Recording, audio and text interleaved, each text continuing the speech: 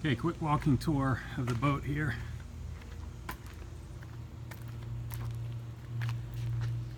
She's from the front. Trailer with hydraulic brakes. Winch setup. Bow pulpit. Looking down the side, you can see these boats had pretty thick gel coats, so you can compound them and get the shine. We actually hardly even wipe the wax off when we did it in the spring. I tend to leave it on pretty thick because it protects the boat. So that's not oxidation, that's actually just wax. It was hull painted at one point. I've had it on land for 2 years. And dual axle Venture trailer, galvanized. Volvo Penta DP290 outdrive. New props. I painted it the current silver. Swim platform. Ladder here.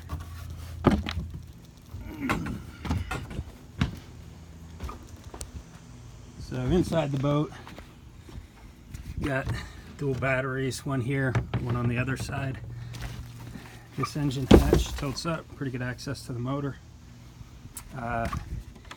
Insulated fish boxes here.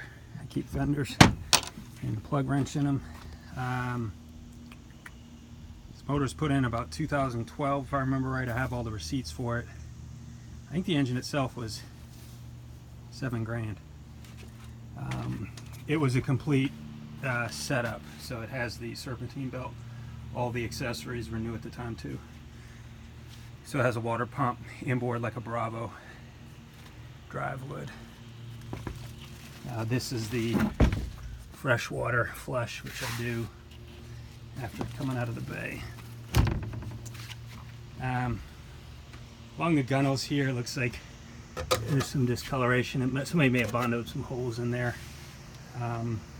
Floor has some scuffs in it. I have a carpet that I put down when I take people out on it. I picked it up for the video. Rod holders in the gunnel, rod holders, rocket launchers across the top.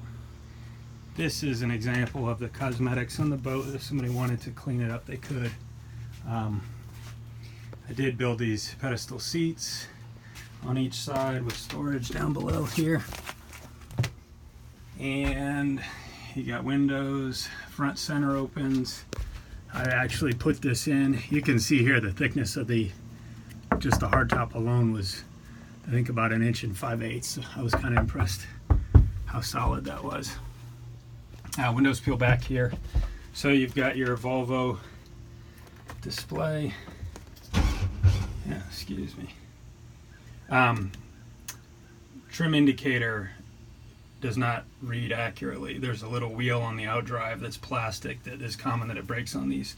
So I just trim it by the tune of the engine. And this boat rides pretty flat. You can't do much with it. So I'm going to start putting the drive down here. New trim pump actually went in today, September, I think it's the 6th or 7th, the Saturday. And the seals were done earlier in the season. Trim tabs, don't know if they work. I've never messed with them. This boat rides flat. I've never really had a need for them. Binnacle shifter, new dash gauge and switches all across there. New VHF. And then the Humminbird Helix 7 fish finder, depth finder, chart plotter, blah blah blah. So the boat has companionway doors here. You can close it off. I've never even spent the night on this thing. So up front here, pretty basic. There is a V-berth. This is the filler piece. It fills in this square here. Could stand to be vacuumed. Mirrors up there. These windows open. There's a hatch here. And a little table here. Burner, fridge. I don't know the condition of any of this stuff. I've never plugged this boat into shore power. Spinning back around. This is the head. It used to have electrosand set up, it looks like, based on that. And we've always just used a porta potty.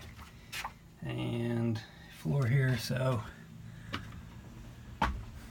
in the front, 2 seats here face backwards, so Pretty good seating for 4 people to go fishing.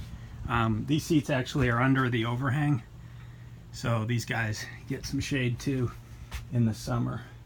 What else can I tell you? There's a head unit down there for a stereo and some speakers in it. I've never turned them on. The wiper doesn't turn on when I flip the switch. I've never needed a windshield wiper, so I didn't address it. Oh, I can go up on the bow.